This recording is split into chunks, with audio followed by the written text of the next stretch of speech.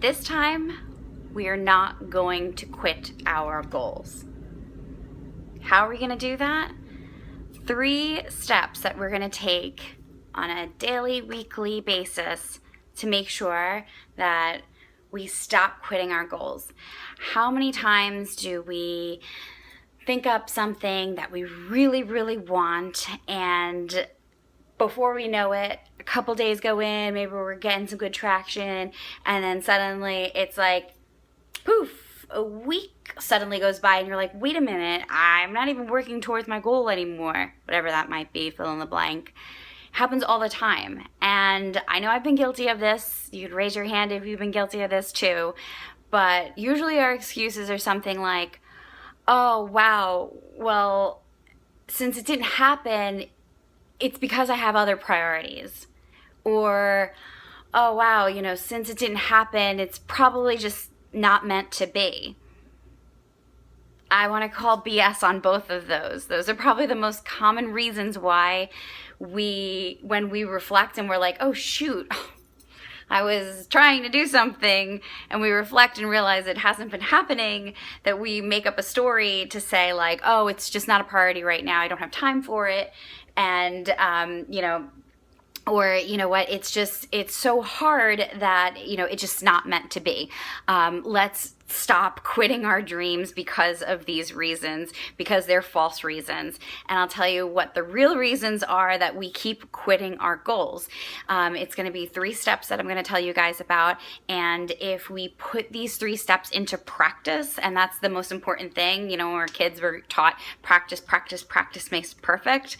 It's because it's true. Just because you do something once doesn't mean that it's going to be consistent and it's going to happen all the time. That's not the way us humans work. It's just not the way we work. So the very first thing, and probably, well, I was going to say arguably the most important thing, but this is probably the most important for me recently, is you have to create a daily visualization process. What the hell does that mean? What I'm basically saying is, we've now created a week 1 kind of schedule of what we're projecting what we want to accomplish, right? We've got all the tasks down, everything that we want to do during each day of the week, and when we're going to be doing it. We've got all these tasks. Well, that's great. And I know that we all love checklists, but having a checklist is not going to take you to the next level. There are going to be a lot of things that come in and interrupt us and distract us. And what we have to do to combat that is, to re-visualize what we're after. So, the calendar or task is just not enough. There's so many things in our life that take our emotional energy, whether it's stress at work, a loved one. It can be positive things too, things that all of a sudden pop up and we're just so excited about and we want to be a part of. That's really great, and there's also things that are, distracting that are negative too. So it could be disguised in both ways. So that's why we have to, on a daily basis, create this visualization process, because we have to remind ourselves what we're after and why we're after it. So for example, what I do is in the morning, after I get up and I wipe the sleep out of my eye, I like to just sit kind of quiet. Sometimes I like to light a candle just so I have something to kind of concentrate on. And then the aroma kind of keeps me focused if it's a scented candle. And I think and I visualize my goals.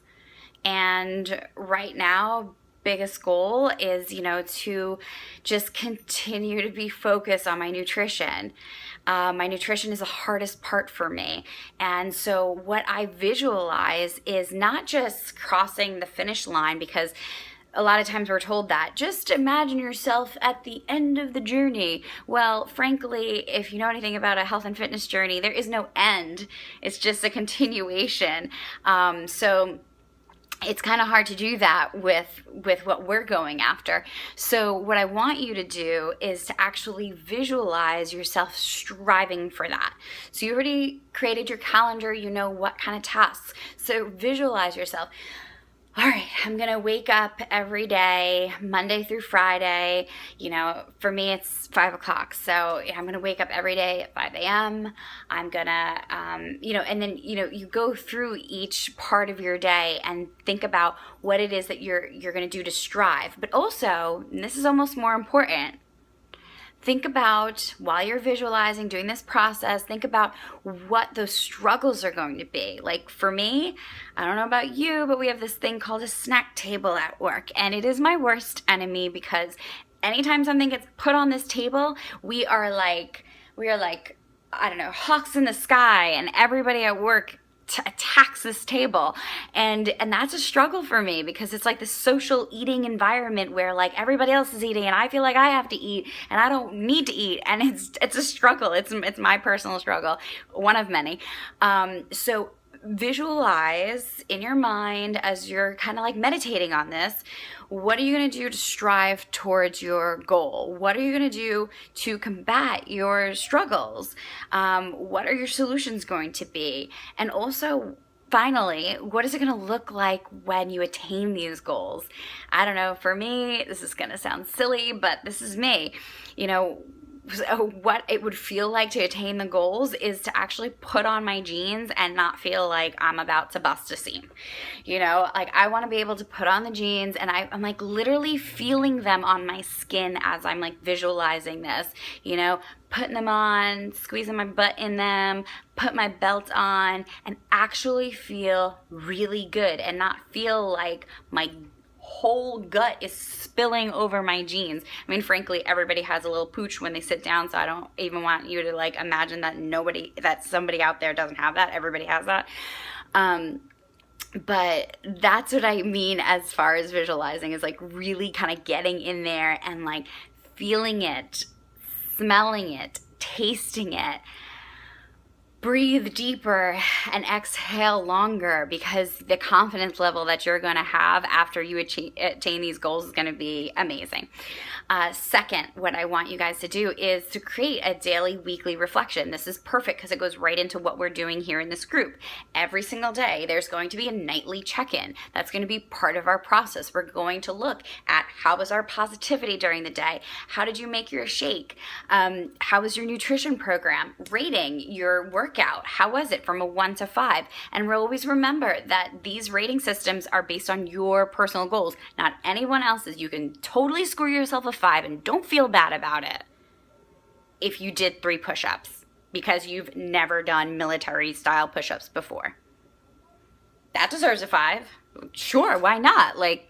Anyway. And then the last and final thing about, what we're going to do to stop finally quitting our goals is we are going to look for social support. So you might say like, oh, well, Jen, that's what I'm here for, is accountability, and I've got it, check, I'm here.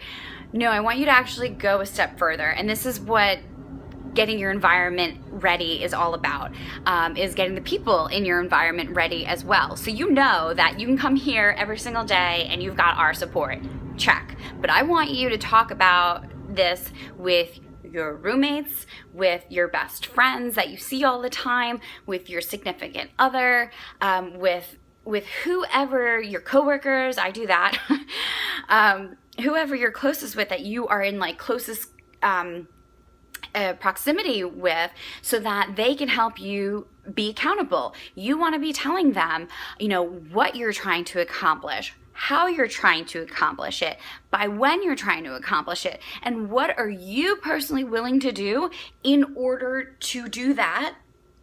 Then what's their role in all of this? Because for me, I've told Ryan that his role in it is that he is not allowed to make me a plate at dinner time.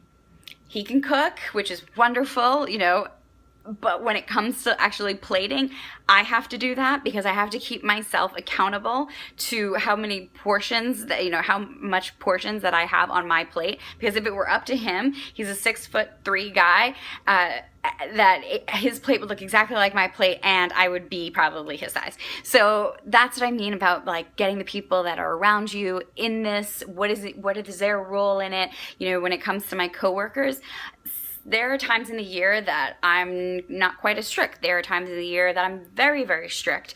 And those times out of the year that I'm like super, super strict and I decide, no, this month I'm going all in, 30 days no drinking, or, I'm gonna no sugar, or, whatever my goals are at that moment, I'll tell my coworkers like, hey guys, please, if there's anything dropped off at that free table, don't grab me one. Don't call me over. Tell me how bad it is and how stale those cookies are, so that's okay. And the reason why this is okay and this is important is because those who love us most want us to succeed. So don't be shy about it, because if they love you most, they want you to succeed and they want you to feel amazing about yourself, because frankly, you are amazing.